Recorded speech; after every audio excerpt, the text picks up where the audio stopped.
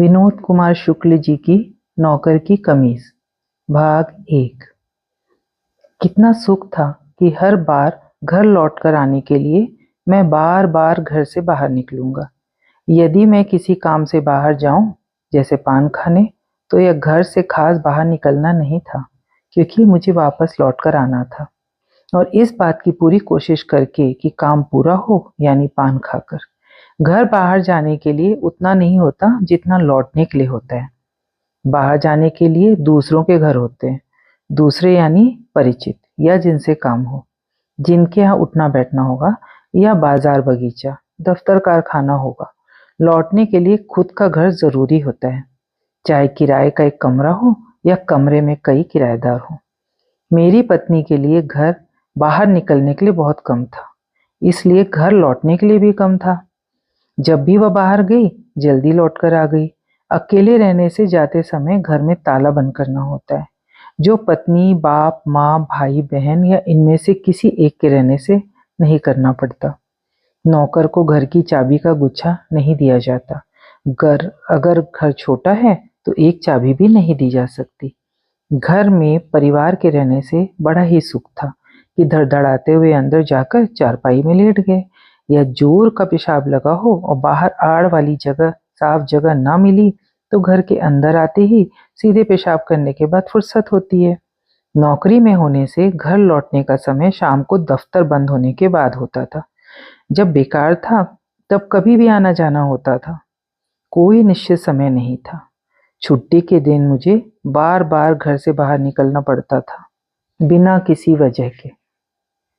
सुबह से ही मैंने तय कर लिया था, बाहर जाकर बहुत देर बाद लौटूंगा। जब मैंने खखार कर थूका तो कफ में खून के रेशे थे। सर्दी पक गई थी। पास में अम्मा खड़ी थी, नाटे कद की, दुबली पतली, मुंह में एक भी दांत नहीं थी, सफेद बाल बिखरे हुए, बिल्कुल माँ की तरह। बाहर जाते जाते धीरे से मैंने अम्मा से कहा, अम्मा, मेरे मुंह से खून निकला है। यह कहते समय मेरी आवाज़ में बहुत कमजोरी थी। उदाहरण के लिए, एक ऐसे बीमार आदमी की कमजोरी जिसे बिस्तर से सहारा देकर उठाया जाता है। कई दिनों से उसे भूख नहीं लगी। चटपटी सब्जी की खाने की उसकी बहुत इच्छा होती है, पर सब्जी कोई बनाता नहीं। जो भी वह खाता है उल्टी हो जाती है। पानी पीता है, कराहता रहता है। डॉक्टर को पूरी उम्मीद है कि वह बच जाएगा, इसलिए घर के लोग खुश हैं। जितनी तकलीफ बीमार को है, उतना दुख उन लोगों को नहीं है, ऐसा बीमार सोचता है। जब वह अपनी तकलीफ की बात करता है तो उसकी पत्नी उसकी तकलीफ को यह कहकर कम कर देती है कि डॉक्टर ने कहा है उसे कुछ नहीं होगा। जब वो कहता है कि अब वह मर जाएगा, तब उसकी माँ उसका माथा सहलाते हुए कहती है, घबराओ नहीं, डॉक्टर ने कहा है सब ठीक हो जाएगा। उसे प्यास लगती है तो पत्नी कटोरी में दूध लेकर आती है। मजबूरी में थोड़ा दूध पी लेता है, तभी उसे कह करने की इच्छा होती है। उससे मिलने के लिए उसके दफ्तर के लोग आते हैं। कमजोरी में वह किसी से बात नहीं कर सकता। गले तक चादर ओढ़े वह पड़ा रहता है। उसके बदले उसकी माँ या पत्नी मिलने वालों से बात करती हैं। लोगों को पूछने से पहले कि कैसी तबीयत है, दोनों में से कोई कहेगा कि डॉक्टर ने कहा है सब ठीक हो जाएगा। गुस्से में वह पत्नी को गाली देना चाहता है, माँ से बात करना नहीं चाहता, पर कमजोरी के कारण वह शांत रहता है। मरता नहीं, थक कर सो जाता है।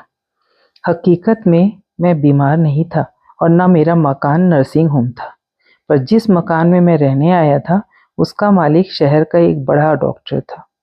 मैं 50 रुपये महीना मकान का किराया देता था, जो मकान को देखते हुए अधिक था, परंतु डॉक्टर की सहूलियत मुफ्त मिलेगी यह मेरे मन में नहीं था। अम्मा ने थोड़ा झुककर देखा। मुझे तो समझ आता नहीं, लगता है पान खाया था। बहू, तू देख, खून है क्या? पानी की बाल्टी ले जाते हुए पत्नी वहीं बाल्टी छोड़ माँ के पास आई। मुस्कुराते हुए माँ से कहा, रात को 2 पान लाए थे, सुबह पूड़िया में बंधा 1 पान बचा था, कफ में सुपारी के टुकड़े हैं। उसको सर्दी तो है, खखार कर जब तब थूकता रहता है। अम्मा एक लोटे में पानी लेकर कफ को बहाने लगी। तभी पत्नी ने भरी बाल्टी लेकर उड़ेल दी। 5 मिनट में बाहर से होकर मैं घर लौट आया था। इतनी थोड़ी देर में आना जाना ही हुआ था। दृश्य बदलने के लिए पलक का झपक जाना ही बहुत होता है।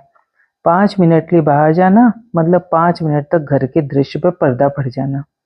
मेरी गैर हाजिरी में पत्नी और माँ का कोई और ही दृश्य रहता होगा कि फुर्सत मिली, या मेरी उपस्थिति में उनको काम करने में अड़चन हो रही थी। जब मैं अंदर आया तब अम्मा कुछ चुपचाप लगी। पत्नी के हाथ में एक खाली बाल्टी थी। अम्मा ने मुझे सबसे पहले लौटा हुआ देखा था। इस तरह देखा कि मैं इतनी जल्दी कैसे आ गया, या मुझे कोई सामान लेने लौटना पड़ा है, या मेरी आदत ही है कि घर के अंदर और सड़क के बीच में मैं केवल चहलकदमी करता हूँ। नौकरी के बाद पहली बार अम्मा मेरे पास रहने आई थी। दूसरी बार घर से बाहर निकलते ही ठाकुर की पान की दुकान के सामने मुझे संपत दिखा। संपत मेरे बचपन का दोस्त। चेचक के गहरे दाग, सांवला रंग और गोल गोल नाक चेहरे की मुझे आदत पड़ गई थी। इस तरह की लत पड़ जाना ही क्या दोस्ती थी। बचपन में जब मैं उसके बेडौल नाक की चर्चा सुनता था तो दुखी हो जाता था। अपनी नाक की आदत तो अपने आप पड़ जाती है। 2 हाथ होते हैं पर ऐसे कहाँ कि लटके हुए हैं। हाथ में एक खाली माचिस की डिब्बी भी हो तो उसका भी वजन होता है, लेकिन हाथ का कोई वजन नहीं होता। वजन तब होगा जब बाएं कटे हाथ को दाहिने हाथ में उठाया जाए। चेहरे में 2 कान हैं, उसकी याद बहुत दिनों तक नहीं रहती। कान चेहरे से कहाँ जाएंगे। इस तरह की लापरवाही सामाजिक सुरक्षा को बतलाती है। सब जगह अमन चैन है, यह मालूम होता है। संपत मेरे नगर का था। चौथी हिंदी तक हम दोनों साथ साथ पढ़ते थे। उसके बाद वह फेल हो गया। जब मैंने बीए पास किया तब उसने 10वीं पास किया था। उसके बाद हम दोनों की नौकरी इसी शहर में लग गई। वह महाविद्यालय की रसायन शास्त्र की प्रयोगशाला में काम करता था। मेरे घर के पास उसका घर था। मुझे देखते ही संपत खुश हो गया। पान खाओगे? पान की आदत मुझे नहीं है। बिना आदत के पान खाओ तो थूकने से लगता है मैं बीमार हूँ, खून निकला है। मैंने कहा। सब्जी खरीदने जा रहा हूँ, चलोगे? झोला दिखलाते हुए उसने कहा। मैं खुश हुआ। सब्जी लाना जरूरी था। हफ्ते भर से बाहर जाने का मन नहीं हुआ था। रुकना, घर से झोला लेकर आता हूँ, कहता हुआ मैं घर की तरफ पलटा। जब मैं घर आया तो मुझे पत्नी के हाथ में भरी बाल्टी फिर दिखी। अलबत्ता मैं चावल पछोर रही थी। मैंने पत्नी से कहा, आज जब भी मैं घर लौट कर आऊंगा तुम पानी की बाल्टी लिए हुए ही दिखोगी। मैंने माँ से कहा, माँ तुम कल शाम को भी चावल पछोर रही थी, आज भी पछोर रही हो। अपने घर में क्या बोरों चावल है? और जो पानी भरने के लिए पीपल का ड्रम है वह ड्रम नहीं है, पीतल का कुआं है। फिर पत्नी के पास जाकर धीरे से कहा, पीतल का ड्रम तुम्हारे मायके का है, इसलिए तुम्हें इसे भरने का शौक है। पत्नी ने कहा, बाल्टी तो ससुराल की है। मैं चिढ़ गया। बाल्टी उससे छीनकर मैंने नीचे रख दी तो बहुत सा पानी छलक कर नीचे बह गया। सबका दिमाग खराब है, माँ बड़बड़ाई। अम्मा, रोज मुझसे सब्जी लाने के लिए कहा जाता था, आज छुट्टी का दिन है तो कोई नहीं कह रहा है। मैंने कहा, आधे घंटे में तू 2 बार घर आ गया होगा। 1.5 घंटे तक धीरे धीरे नल चलता है। बोरिंग कब की खराब हो गई है। नल में लाइन से बाल्टी रखो, पानी लगाओ, तब पानी मिलता है। नल बंद होने में अभी समय है। 2 बाल्टी पानी और मिल जाएगा। बाहर जाकर 15 मिनट बाद फिर आओगे, तब भी तुमको बहू के हाथ में बाल्टी दिखेगी। पर इससे क्या होता है, एक एक काम पूरा निपटाना पड़ता है। तब मैं भी चावल पछोरते हुए दिखूंगी। अभी जितना चावल पछोरा गया है 2 जून में खत्म हो जाएगा। तेरी छुट्टी रहती है तो कोई काम ठीक से नहीं सहिलता। तेरा व्यवहार बहू के साथ अच्छा नहीं है, माँ बोली। सब्जी लानी है या नहीं? अकेले मैं ही सब्जी खाता हूँ, उदास होते हुए मैंने कहा। लानी तो है, मैं सब्जी नहीं खाती। बहू तेरा जूठा खाती है, तुझसे बच जाएगा तो खाएगी। कितनी महंगी सब्जी है। तुमको सब्जी अच्छी लगती है इसलिए बनाने का मन होता है, नहीं तो कभी न बने। पत्नी झोला लेकर आई तो उससे झोला मैंने झपट लिया। जब मैंने पत्नी से झोला छीना था तब वह मुस्कुराई थी। उसे उसे मालूम था कि मैं उससे झोला झपट कर ही लूंगा।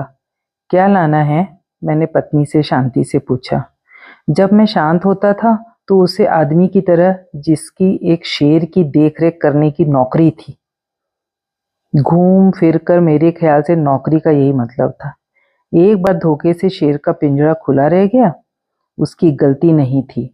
शेर की नौकरी के डर से उसे रात भर नींद नहीं आती थी। जब उसकी पत्नी खाना लेकर आई तो उसने देखा कि शेर का पिंजरा खुला हुआ है। वह डर कर चीखी तो उसकी नींद खुली। उसने देखा कि शेर का पिंजरा खुला हुआ है। शेर खाना खाने में लगा था।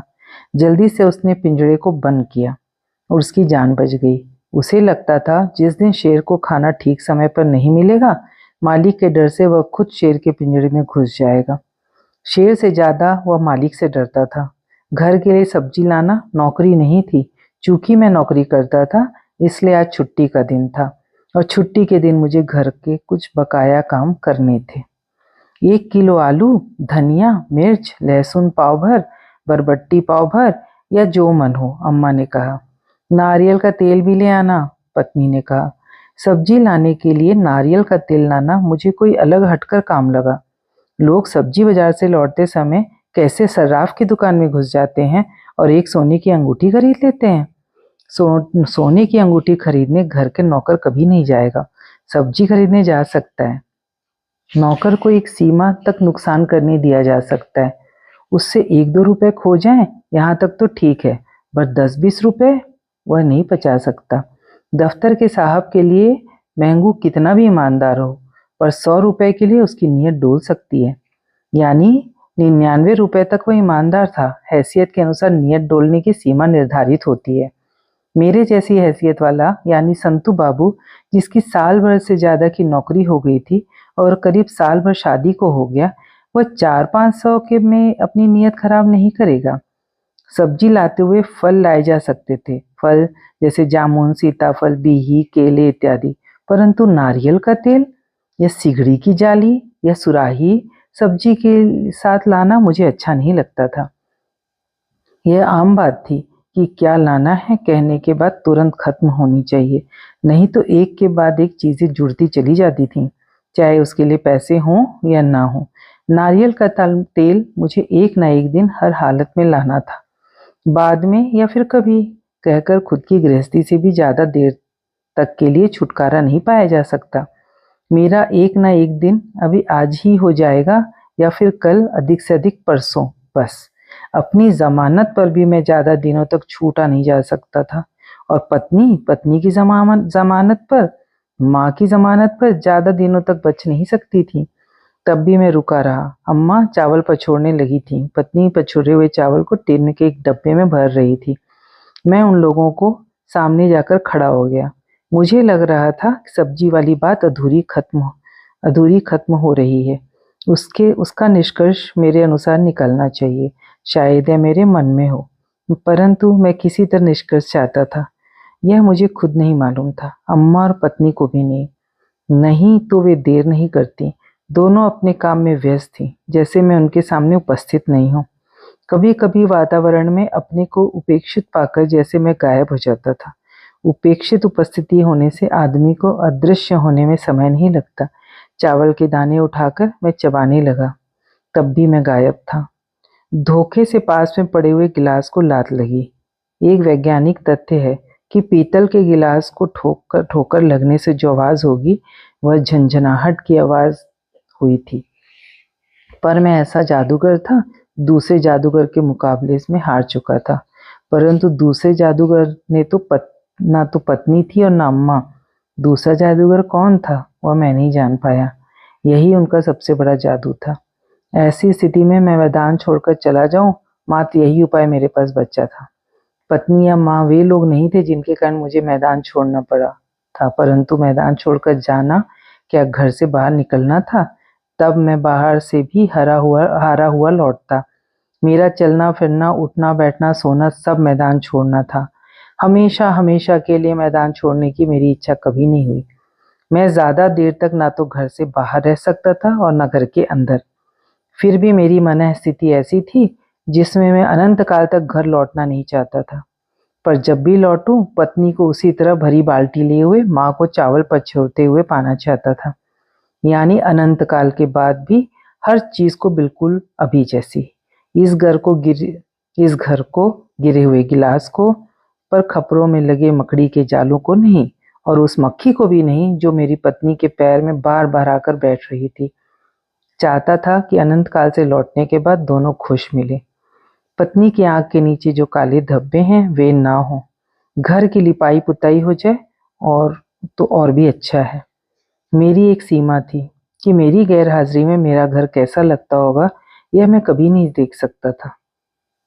इसलिए जब कोई ये कहता कि आने वाले 20 वर्षों में यह देश बहुत खुशहाल हो जाएगा, तब मैं सोचता था खुशहाली 20 वर्षों में क्यों, 20 वर्षों के बाद भी खुशहाली होगी।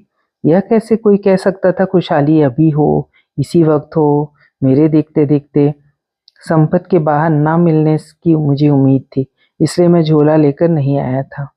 अब अनंत काल तक घर ना लौटने के लिए क्या किया जा सकता है। मेरे पास एक छोटा शहर बचा था जिसे मैं आधे घंटे में पैदल पार कर सकता था, जिसमें दोस्ती के लिए संपत आसपास नहीं दिख रहा था। मैं तेजी से एक तरफ चलने लगा।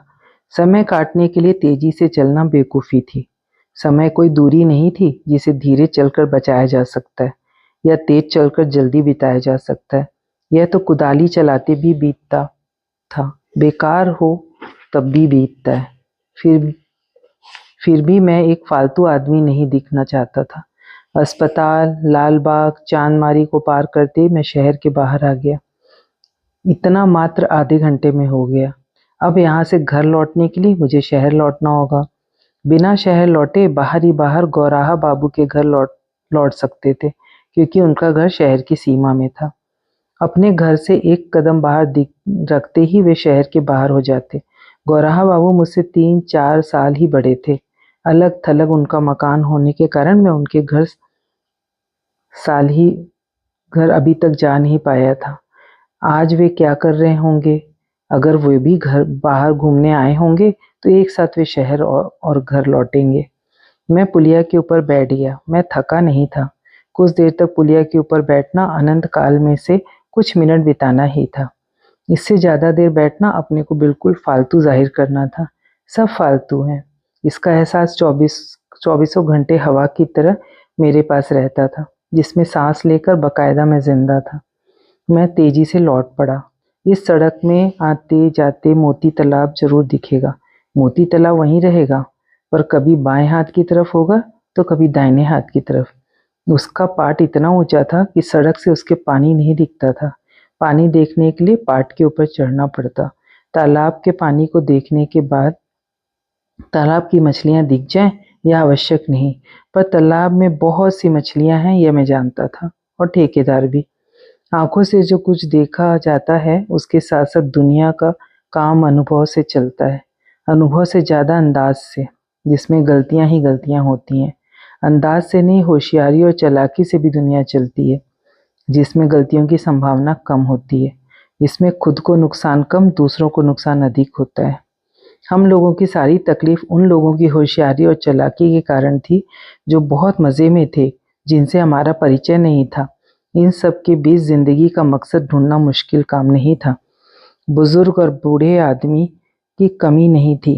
किसी को छांट कर पूछा जाए, बाबा सीधे सीधे बतला दीजिए मेरी जिंदगी का मतलब क्या है, मुझे क्या हासिल करना है। मैं अभी नवयुवक हूँ, मेरी उम्र 22-23 वर्ष की है, अभी बता दीजिए, इसके बाद मैं आपसे कुछ नहीं पूछूंगा, मैं सब कर लूँगा। मुझ में बहुत उत्साह है, बार बार आपको परेशान नहीं करूँगा। धोखे से वह बूढ़ा व्यक्ति यदि बाप जी हुआ तो जवाब का अंदाज होगा, अधिक लालच नहीं करना चाहिए, संतोष करना सीखो। जो तुमसे बड़े हैं, अमीर हैं, उनकी नकल मत करो। जो तुमसे गरीब हैं उनको देखकर संतोष करो कि तुम कितने सुखी हो। तुम्हारी सारी कोशिश यह होनी चाहिए कि जो हालत तुम्हारी है उससे खराब ना हो। इससे तुम्हारे जीवन में शांति रहेगी। तुम्हें अपने आप को ठीक करना है तो दुनिया का काम अपने आप ठीक चलता है। जैसे चल रहा है चलने दो। उतना ही आग और लकड़ी इकट्ठा करो जितनी खाना बनाने के लिए ज़रूरत है। दुनिया में आग लगाने की माचिस 7 समुद्र के नीचे है, और वह भीग कर सैकड़ों वर्ष पहले खराब हो चुकी है। यहाँ कोई नहीं पहुँच सकता। दुनिया का कोई नहीं बदल सकता। अगर तुम अकेले बदल जाओगे, बुरी मौत मरोगे। मुझे शांति से मरने दो और तुम लोग शांति से मरो। मुझ में समझ की कमी थी। फिर भी मैं समझने लगा था, तालाब सूखा भी होता है, उससे कम बेशी पानी भी भरा रहता है। पानी होने से उसमें काई, रद्दी, पत्थर, लकड़ी, मछली, मेंढक इत्यादि जरूर होंगे। मगर का होना जरूरी नहीं है। व्हेल मछली समुद्र में पाई जाती है। धोबी 3 बजे रात को कपड़ा धोने तालाब चले जाते हैं। भीख मांगने वाले और रईस कोई काम नहीं करते। 2 साल पहले पानी ठीक से न गिरने से तब कई तालाब सूख गए थे। छोटे छोटे तालाब चारों ओर बिखरे पड़े हैं। कहने से तालाब का पानी नहीं बिखरता। सबसे बड़ा तालाब रानी तालाब है। जिंदगी के बारे में मेरी यह समझ थी, इससे ज्यादा कुछ नहीं। किसी दिन 2500 बार ऐसा होता था कि बस दुख ही दुख है। उसी दिन या दूसरे दिन कुछ ऐसी बातें भी होती थी जिससे दुख नहीं होता था। कभी कभी बहुत खुशी की बात होती थी। दुख को घटाकर महसूस करने की ताकत मुझ में नहीं थी। मैं ऐसे नाप का गिलास बन गया था कि थोड़ी तकलीफ में भी दुख से भर जाता था और ज्यादा तकलीफ में भी यही होता। ऐसी अक्लमंदी नहीं थी कि एक लकीर के बिना मिटाए छोटी करने के लिए तरीका एक बड़ी लकीर खींचने का है। ऐसी अक्लमंदी किस काम की कि हर आने वाला दुख पहले से बड़ा होता चला जाए और बीते दुख का संतोष हो कि बड़ा नहीं था। शहर में फ्रांसीसी नाम का एक लड़का था। कुछ साल पहले ही उसने हॉकी खेलना शुरू किया था। मेहनत से अभ्यास से करते हुए पहले वह नगर स्तर का अच्छा खिलाड़ी हुआ। फिर विदेश भी हॉकी खेलने गया। शहर में सबसे पहला ट्रांजिस्टर रेडियो वही लाया था। उसके पिता को पहले कोई नहीं जानता था। वह पुलिस बैंड में था। जैसे ही वह नगर स्तर का खिलाड़ी हुआ, उसके पिता को सब जानने लगे। बहुत से लोग दुख सहने का अभ्यास बचपन से करते हैं। इसके अभ्यास के लिए मैदान की जरूरत नहीं होती। घर के किसी कोने में पड़े पड़े दिन भर खटते पेट भरने की कोशिश में अभ्यास होता रहता है। मैं दुख सहने का नगर स्तर या जिला स्तर का खिलाड़ी नहीं होना चाहता था। इससे कभी किसी का बाप नहीं जाना जाता। घर पर सारे अभ्यास और धैर्य टूट जाते थे, क्योंकि मैं पत्नी को, माँ को, भाइयों को, दोस्तों को, सबको प्यार करता था। मैं दुख को खत्म करने के प्रयास के लिए स्टैमिना चाहता था, एक अच्छा फॉर्म पाना चाहता था। जिंदा रहना और दुख सहना दोनों की शक्ल इतनी मिलती जुलती थी जैसे जुड़वा हो। जमाने के खास खास दरवाजे तिजोरी की तरह मजबूत और कांच की तरह पारदर्शी थे। इन्हीं शीशों से उस पार देखकर मुझ में समझ आती थी, सामान्य ज्ञान बढ़ा था। मैं कभी घोड़े पर नहीं बैठा था, लेकिन विचारों से पुराना घुड़सवार था। कभी हवाई जहाज में नहीं बैठा था, लेकिन हवाई जहाज में बैठना किताबों और सिनेमा में इतना सामान्य हो गया था कि हवाई जहाज में बैठना मुझे मालूम था। दिल्ली बम्बई, भोपाल दिल्ली या नागपुर दिल्ली का हवाई किराया मुझे मालूम था। बम्बई के ओबेरॉय कॉन्टिनेंटल की सुख सुविधाएं मुझे मालूम थी। अखबार और विज्ञापन से मैं बहुत सी चीज़ों को सीख रहा था। यहाँ तक कि एक एयर होस्टेस की तस्वीरों से मुझे मालूम था कि वे कैसी हैं। बिना खर्चे के आधुनिक होने के लिए ज़रूरी है। यही मैं पत्नी से चाहता था, यानी सुख और सुविधाओं की जानकारी होनी चाहिए। मेकअप किस तरह से करते हैं यह वह विज्ञापन से सीख सकती थी, जबकि उसे और मुझे भी उसके चेहरे पे पाउडर लगाना पसंद नहीं था कि वह फालतू खर्च है। मैं साधारण सस्ती कमीज पतलून पहनता था, पर अपने फैशन की मुझ में समझ थी। महिलाओं और गृहस्थी से संबंधित मासिक पत्रिका में पत्नी के लिए कभी कभी लाया करता था। इसके बाद भी एक स्वेटर का बनाना बहुत महंगा काम था। अखबार पत्नी के लिए आवश्यक नहीं समझता था। होटल में आधी कप चाय पीकर मैं अखबार पढ़ लिया करता था। जिस दिन घर में रसे वाली सब्जी या कढ़ी बनती थी, उस दिन दाल नहीं बनती थी। महीने में 8-10 दिन इसी तरह दाल नहीं बनती थी। संघर्ष का दायरा बहुत छोटा था। प्रहार दूर दूर से और धीरे धीरे होते थे, इसलिए चोट बहुत जोर की नहीं लगती थी। शोषण इतने मामूली तरीके से असर डालता था कि विद्रोह करने की किसी की इच्छा नहीं होती थी। यह विद्रोह भी बहुत मामूली किस्म का होता। यदि सब्जी बहुत महंगी मिलती थी, तो इसका कारण उन सब्जी बेचने वालों को समझाता जो टोकरी में सब्जी बेचने मोहल्ले मोहल्ले घूमते थे। उनसे सब्जी तौलाते समय डपट कर बोलता, तौल ठीक होना चाहिए, सड़ा आलू मत डाल देना, तुम लोग ठगते हो, डंडी मारते हो, लूटते हो, यही मेरा विद्रोह था। जिंदगी के हर क्षण में 2500 साल चींटियां चिपकी रहती थीं। शायद पसीना उसका कारण हो, लेकिन उनको सहने की आदत पड़ गई थी। जिस क्षण से चींटी अलग होती, वह क्षण भी चींटी के साथ साथ मरकर नीचे गिर जाता था। यदि एक बारगी कोई गर्दन काटने के लिए आए, तो जान बचाने के लिए जी जान से लड़ाई होती। इसीलिए एकदम से गर्दन काटने कोई नहीं आता।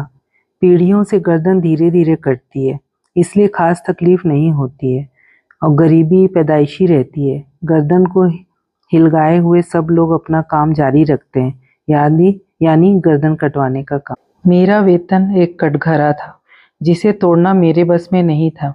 यह कटघरा मुझ में कमीज की तरह फिट था और मैं अपनी पूरी ताकत से कमजोर होने की हद तक अपना वेतन पा रहा था।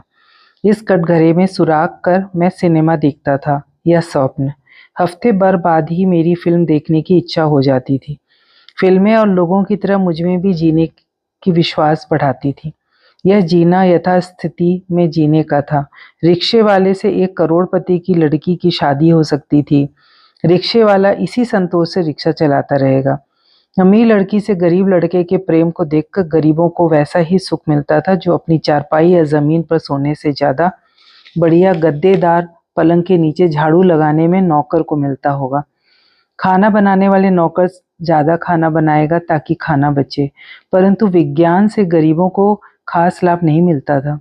मालकिन बचा हुआ खाना रेफ्रिजरेटर में रख देगी, नौकर को कभी ना कभी कुछ जरूर मिलेगा, क्योंकि रेफ्रिजरेटर में रखे रखे बहुत दिनों का सामान भी खराब हो जाता है। ज्यादातर आदमी का स्वाद मिठाई के ढेर से थोड़ी मिठाई चुराकर चख लेने का स्वाद था। आदमी के विचार तेजी से बदल रहे थे, लेकिन उतनी ही तेजी से रद्दीपन इकट्ठा हो रहा था। रद्दीपन देर तक ताजा रहेगा, अच्छाई तुरंत सड़ जाती थी। अधिक से अधिक घंटे, 2 घंटे या 1-2 दिन तक ही रहती थी। घर के सामने आकर भी मेरी अंदर जाने की इच्छा नहीं हो रही थी। चहलकदमी करता हुआ मैं पान की दुकान के सामने खड़ा हो गया। ठाकुर, एक कपूरी पान दो, मैंने कहा। कुछ परेशान लगते हो, पान लगाते हुए ठाकुर ने कहा। परेशान नहीं हूँ, छुट्टी का दिन है, घर जा रहा हूँ। होटल की तरफ से घूमकर मैं घर को पार करते हुए आगे निकल आया। अपनी दुकान से घूरते हुए गुप्ता ने मुझे देखा। चूंकि मैं गुप्ता जी की दुकान से उधारी सामान लेता था, इसलिए उनका देखना मुझे घूरने जैसा लगता था। कहाँ जा रहे हैं? उन्होंने पूछा। घर जा रहा हूँ, मैंने कहा। घर तो पीछे छूट गया है, उन्होंने कहा। अच्छा, कहता हुआ मैं बजाय घर जाने के नाऊ की दुकान में बैठकर अखबार पढ़ने लगा। नाऊ की दुकान के बड़े बड़े आईनों में मुझे भ्रम होता था। सड़क के आते हुए आदमी मुझे जाते हुए लगते थे। यदि मैं घर की तरफ जाऊं तो आईने में मैं घर से लौटता हुआ लगूंगा। शीशे में अपने को देखकर हमेशा मुझे लगता मैं उतना ठीक नहीं दिख रहा हूं जितना ठीक हूं। इसी तरह की आशा से जिंदगी कुछ ठीक लगती थी। जिंदगी जितनी खराब लगती है उतनी खराब नहीं है। बचपन में इस नाऊ ने बाल काटने के बाद अच्छे से संवार दिए थे। बाल कटवाने के बाद तुरंत नहाना पड़ता था। मैं नहाने से बच रहा था, क्योंकि नहाने से संवारे हुए बाल खराब हो जाते। अम्मा ने बड़े भाई से जबरदस्ती नहलाने के लिए कहा था। बड़े भाई ने मुझे समझाया था कि नहाने के बाद वे बालों को पहले जैसे संवार देंगे। बड़े भाई ने वैसे ही बाल संवार दिए। यही स्टाइल हमेशा रही और मेरे चेहरे के नाक नक्शे में बाल संवारने का एक ढंग स्थायी रूप से शामिल हो गया। मैं चाहता तो इसे बदल सकता था। सिर के बाल पिता, चचेरे बड़े भाई, अजिया, बाबा और चाचाओं की मौत के बाद कई बार घुटे थे, लेकिन जब भी बाल बढ़े तो उनका वही ढंग था। पहनने का ढंग, पहनावा आदमी के नक्शे में शामिल हो जाता है, जो मरते दम तक नहीं छूटता। पतलून पैजामा पहनने वाला पतलून पैजामा पहने पहने मरेगा। सूट पहनकर उसके मरने की उम्मीद नहीं की जा सकती। घुटने के ऊपर से मोटी धोती लपेटे रहने वाला बढ़ई उसी को पहने पहने मरेगा। अधनंगा अधनंगा ही मरेगा। दाढ़ी बनवाओगे? नाऊ ने पूछा। नाऊ सफेद धुली कमीज और सफेद पतलून पहने था। 50-55 की उम्र होगी, पर सभी बाल काले थे। हल्की झुर्रियों वाला चिकना चेहरा। पूरे शहर में अकेला एक गुजराती नाऊ था। दूसरे स्थानीय नावों की तरह इसे नीची निगाह से नहीं देखा जाता था, पर गुजरातियों के बीच उसकी वही स्थिति थी जो सब नावों की थी। दाढ़ी मैं खुद बनाऊंगा, घर जाने के लिए बैठा हूं, मैंने कहा। यह मेरा ठीक जवाब नहीं था। घर जाने के लिए बैठे रहने का क्या मतलब? मुझे अपने घर जाने के लिए बैठे रहने की जरूरत नहीं थी। मैं बस का इंतजार में नहीं बैठा था। घर बस की तरह यहाँ आता, उससे मैं घुस जाता। घर का दरवाजा मेरे लिए बंद नहीं था। संपत, मैं चिल्लाया और करीब करीब दौड़ते हुए मैं उसके पास पहुंचा। मैं तुम्हारे इंतजार में बैठा हूँ, तुम्हारी मुझे सख्त जरूरत है। दोस्ती वाकई एक शानदार चीज होती है। तुम्हारी सहायता की जरूरत है। अब मुझे फिक्र नहीं है। क्या है? परेशान क्यों हो? मैं तुम्हारा इंतजार करता रहा। घर में ऐसे घुसते हो कि निकलने का नाम नहीं लेते। तुम घर घुसने हो। आखिर मैं अकेले बाजार गया। तुम्हारी बात का विश्वास नहीं है। अगर पहले रुका ना होता, कब का सब्जी लेकर घर पहुंच जाता। यार, मेरी बात सच है। तुम मुझे बचा सकते हो। मैं घर से कम 1 घंटा बिताना चाहता हूँ। पिक्चर का टाइम होता तो पिक्चर देखने चले जाता। घर बंद है क्या? संपत ने पूछा। नहीं भाई, सब हैं। संपत को कुछ समझ में नहीं आ रहा था। वह आश्चर्यचकित था। इसमें अनहोनी या आश्चर्य की कौन सी बात है? चाहूं तो अभी घर जा सकता हूँ। मुझे कोई रोक नहीं सकता। पर अभी मैं जाना नहीं चाहता। मुझे समय बिताना है। जब देर हो जाएगी तब शान से घर जाऊंगा। अभी जाओगे तो क्या होगा? उत्सुकता से उसने पूछा। होगा कुछ नहीं। अम्मा चावल पछुरते हुए दिखेंगी, पत्नी बाल्टी लिए हुए। जब मैं जल्दी जल्दी घर लौटता हूँ तो घर के लोगों को घर आने का कारण बताने की इच्छा होती है। कारण मुझे समझ में नहीं आता। छुट्टी के दिन बहुत ऊबता हूँ। तुमको कभी ऐसा हुआ है था? शुरू में छुट्टी के दिन की आदत मुझे नहीं पड़ी थी।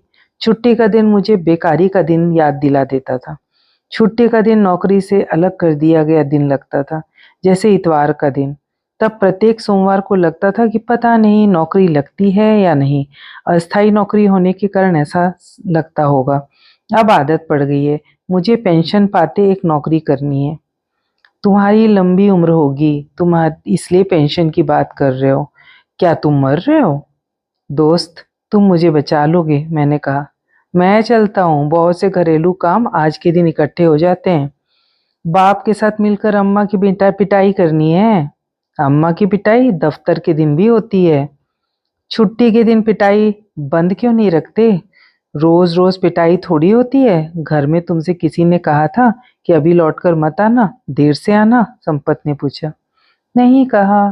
तब क्या परेशानी है? तुम अपने घर जाओ, मैं अपने घर जाऊंगा, जाकर सोऊंगा। दिन को बहुत दिनों से सोया नहीं। मेरे साथ 1 घंटा नहीं गुजार सकते? तुम कुछ छुपा रहे हो। तुम्हारे किसी से झगड़ा हुआ है? चलो मैं तुमको घर पहुंचा देता हूँ। बांह पकड़कर लगभग खींचते हुए मुझे घर की तरफ ले चलने लगा। गली के सामने जाकर उसने मुझे छोड़ दिया। जब वह खींच कर ले जा रहा था तो गुप्ता मुझे देख रहा था। अब तुम चले जाओगे या अंदर तक छोड़ दूं? कंधा पकड़कर मुझे ठेलते हुए इसने कहा। जाओ ना, खड़े क्यों हो? पत्नी मुझे गली में दिखी। उसने देखा होगा कि संपत मुझे जबरदस्ती घर भेज रहा है। अगर उसने देखा है तो मुझे संतोष था, क्योंकि उन लोगों को मालूम हो जाएगा कि मैं घर नहीं आ रहा था। मेरे घर आने की इच्छा नहीं थी। पत्नी अंदर चली गई थी। अम्मा को उसने मेरे आने की खबर की होगी। छोड़ो, कंधा छुड़ाते हुए मैंने कहा। तुम तो झगड़ा करने पे उतारू हो। मैं जा रहा हूँ, सब्जी पहुंचानी है। कक्का इंतजार कर रहे होंगे।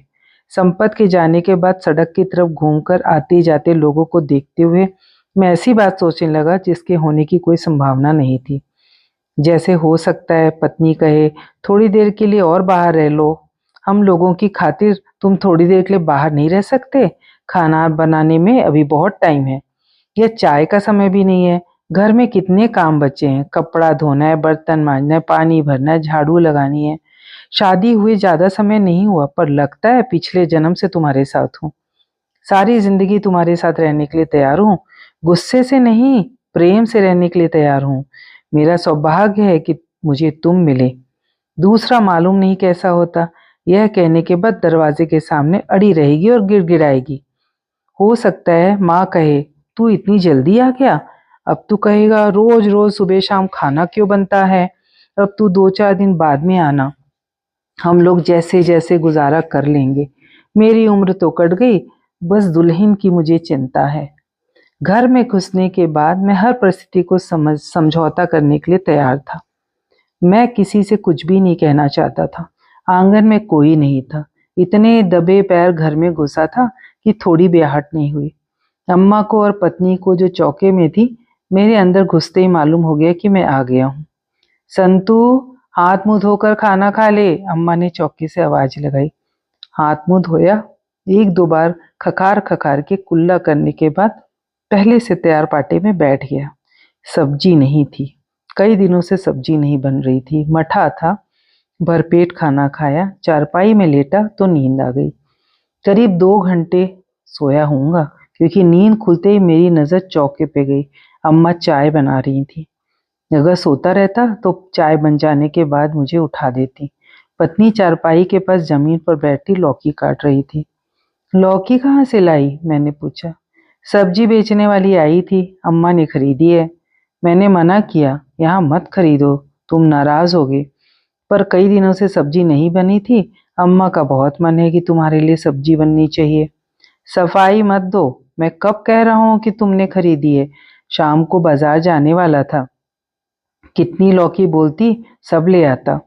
पता नहीं जाते कि नहीं जाते। अम्मा को अच्छा नहीं लगता कि तुम बिना तरकारी के खाना खाओ। तुमको मेरा बिना तरकारी के खाना अच्छा लगता है? अब मुझसे सब्जी लाने के लिए कभी मत कहना। नहीं कहूंगी। कैसे नहीं कहोगी? 1000 बार कहोगी। उसके बिना तुम जिंदा नहीं रह सकती। मैं सब्जी तरकारी के बिना जिंदा नहीं रह सकती हूँ। लाने के लिए नहीं कहूंगी, तब भी जिंदा रहूंगी। तुम्हारी जगह और कोई और होती तो जवाब नहीं देती। मेरी किसी के साथ तुलना मत करो। बहू, चाय ले आओ, अम्मा ने चौके से कहा। वो उठकर जाने लगी। रहने दो, मैंने कहा। अम्मा, मैं वहीं आ रहा हूँ। उठकर मैं चौके में चला गया। चाय पीते हुए मैंने अम्मा से पूछा, लौकी क्या भाव ली? दुल्हन से पूछ लेना, मुझे याद नहीं। उधर दुल्हन से लड़ रहा था, अब मुझसे लड़ेगा। अम्मा, कौन लड़ रहा है? तुम लोग मुझे समझती नहीं। चाय पीकर पतलून कमीज बदलने लगा। कमीज का बटन लगाते हुए मैं चप्पल ढूंढ रहा था। बाहर जा रहे हो? पत्नी ने पूछा। कुछ मंगवाना है? चिढ़ते हुए मैंने कहा। कब तक आओगे? यदि अभी 5 मिनट में लौट कर आऊंगा, मुझे तुम घर के अंदर घुसने नहीं दोगी? क्या काम है? ऐसे ही पूछ रही थी, काम कुछ नहीं है। सब्जी नहीं मंगवानी है? नारियल का तेल नहीं लाना है? लाना है, पर जरूरी नहीं है। पहले जरूरी था, अब जरूरी नहीं है। कभी न कभी तो चीजें आ ही जाती हैं, और कभी न कभी तुम नारियल का तेल भी लेकर आओगे।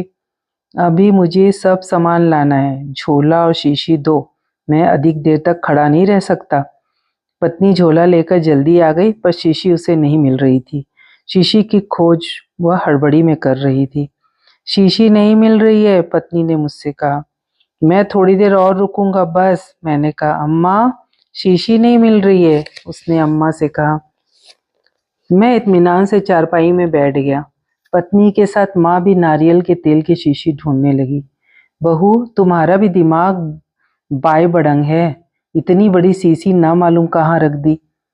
कई दिनों से तेल नहीं लगा रहे हैं, इसलिए उसे भूल जाती हूँ। मैं यदि गैर हाजिर होता तो शीशी उन्हें आसानी से मिल जाती। 1 मिनट में दूसरी शीशी धोकर देती हूँ, उसने कहा। कबाड़ से शीशी निकाल कर धो पोंछ कर वह लाई। एक जिम्मेदार आदमी के समान झोला शीशी लेकर मैं बाहर निकला। बहुत खुश था। पता नहीं संपत सोया या नहीं। सब्जी लेकर लौटते लौटते अंधेरा हो गया। लौटते समय किसी ने नहीं पूछा कि कहाँ जा रहा हूँ। कोई क्यों पूछता। शेष अगले भाग में।